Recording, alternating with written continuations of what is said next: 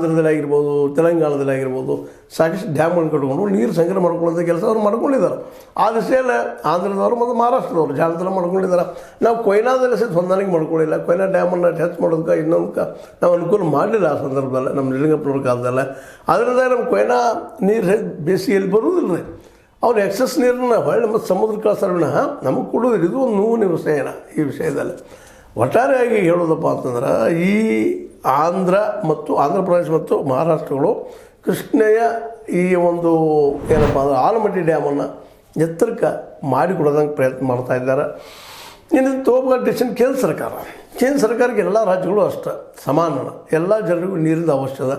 ಮತ್ತು ಕರ್ನಾಟಕಕ್ಕೆ ಈಗಾಗಲೇ ಅನ್ಯಾಯ ಆಗಿದ್ದರೂ ಕನ್ನಡ ಸರ್ಕಾರ ಹೇಳೋ ಪ್ರಯತ್ನ ಮಾಡಿದೆ. ಸ್ವತಃ ಅದಕ್ಕೂ ಕೇಂದ್ರ ಸರ್ಕಾರಕ್ಕೂ ಬುದ್ಧಿವಂತರಿದ್ದಾರೆ, ಅಲ್ಲೂ ಜಲತಜ್ಞರಿದ್ದಾರೆ. ಅವರು ಒಂದು ನಿರ್ಧಾರ ಮಾಡಿ ನೀರು ಎಲ್ಲರಿಗೂ ಸಿಗುವಂಗೆ. ಇದರರ್ಥ ಮಹಾರಾಷ್ಟ್ರಕ್ಕೆ ಲಾಸ್ ಆಗಲಿ ಅಂತಿಲ್ಲ, ಅದೇ ಕಾಲಕ್ಕೆ ಆಂಧ್ರಕ್ಕೂ ಲಾಭ ಆಗಲಿ ಅಂತಿಲ್ಲ, ಅವ್ರಿಗೂ ಲಾಸ್ ಆಗಲಿ ಅಂತಿಲ್ಲ. ಲಾಭ ಆಗಲಿ ಲಾಸ್ ಆಗಲಿ ಎಲ್ಲರಿಗೂ ಮುಖ್ಯವಾಗಿ ಎಲ್ಲರಿಗೂ ಸಮಾನ ನೀರು ಹಂಚುವಂಥ ಒಂದು ಕೆಲಸ ಆಗಬೇಕಾಗಿದೆ. ಅದು ಕೇಂದ್ರದ ಜವಾಬ್ದಾರಿ ತೊಗೊಂಡು ಮಾಡುವಂಥದ್ದು ಅದು ಜವಾಬ್ದಾರಿ. ಯಾಕಪ್ಪ ಅಂತಂದ್ರೆ ಕೇಂದ್ರದ ಕೈಯಲ್ಲಿ ಇವೆಲ್ಲ ಅಧಿಕಾರಗಳು ಕೇಂದ್ರೀಕೃತವಾಗಿರ್ತಾವೆ.